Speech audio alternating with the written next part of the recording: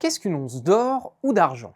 Je parie que vous ne saviez pas que l'once comme unité de mesure venait peut-être de la ville de Troyes en France. Tout ce que vous avez toujours voulu savoir sur l'once d'or et ses origines, c'est ici et maintenant.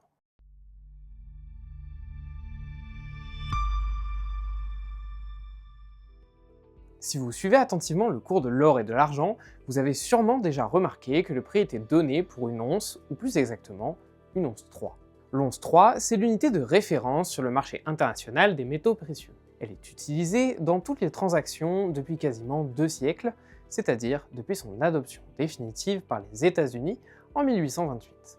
Alors, vous vous demandez peut-être, ça représente quoi une once? Retenez bien ce nombre pour briller en société. 31,103 grammes. C'est ça, une once 3. Pas plus, pas moins. Concrètement, quand la London Bullion Market Association fixe le cours de l'or 2 fois par jour, elle donne le prix de 31,103 grammes de métal précieux. Pas un gramme, pas un kilogramme, non, toujours une once 3. Alors, pourquoi ces 31,103 grammes? Et pourquoi pas un chiffre plus rond, une unité plus connue? Déjà, pour une raison pratique, il serait très compliqué de changer depuis le temps. Mais aussi parce que l'once représente une petite quantité.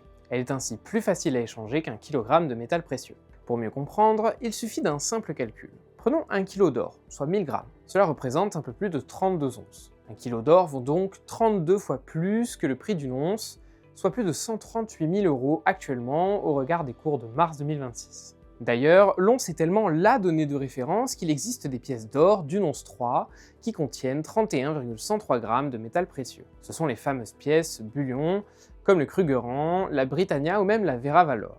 Leur prix avoisine le cours de l'or, avec évidemment quelques variations selon leur prix. La Krugerrand a même une spécificité, sa valeur faciale est celle de l'once d'or, tout simplement. C'est la seule pièce au monde dont le cours légal est déterminé par le cours de l'or à l'instant T. Maintenant que l'on sait tout ça, un peu d'histoire. Partons aux origines de l'once 3. Pourquoi une once et pourquoi 3? C'est une histoire de commerce et de division par 12. Pour en savoir plus, il nous faut voyager dans le temps. Nom de Zeus! Notre premier arrêt nous emmène il y a bien longtemps, sous l'Empire romain. À ce moment-là, l'unité de masse principale était la livre, ou libra, et valait environ 324 grammes.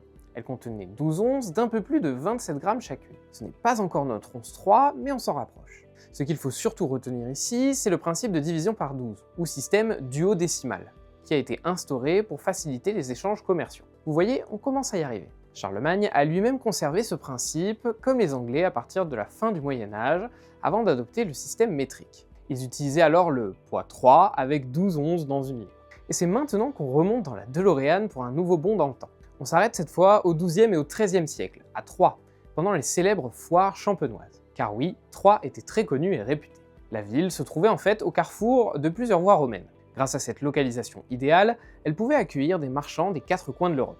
En effet, les foires champenoises étaient très importantes pour le commerce des textiles et des épices notamment. Imaginez un peu, pour mettre tout ce petit monde d'accord, il fallait utiliser une unité de mesure universelle, compréhensible par tous. Vous voyez où je veux en venir? C'est précisément à ce moment-là que le poids 3 et l'once 3 auraient été inventés, du nom de la ville de Troyes. Mais aurait été seulement, parce que cette théorie, bien que largement relayée et plutôt crédible, n'est qu'une supposition.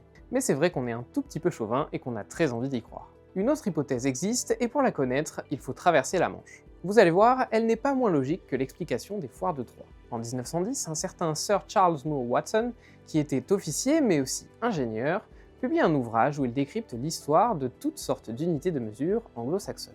Et bien sûr, il parle du poids 3. Au cours de ses recherches, il trouve la définition du mot 3 dans un dictionnaire des dialectes anglais paru en 1898. Et la définition du mot est balance romaine, tout simplement. Si on revient au système de l'once romaine, ça se tient aussi. Quelle que soit son origine, l'once d'or demeure un très ancien héritage. Et une chose est sûre, elle aura toujours du poids sur le marché des métaux précieux. Sur la plateforme aucoffre.com, vous pouvez consulter quotidiennement le cours de l'or et de l'argent, toujours exprimé en once 3. Vous trouverez également des pièces d'une once comme le Krugerrand dont nous avons parlé un peu plus tôt, et des plus petits formats comme une demi-once, un quart, un dixième ou même un vingtième d'once. Si vous avez apprécié cette vidéo, n'hésitez pas à vous abonner à la chaîne. À très bientôt pour de nouveaux éclairages sur l'univers des métaux précieux.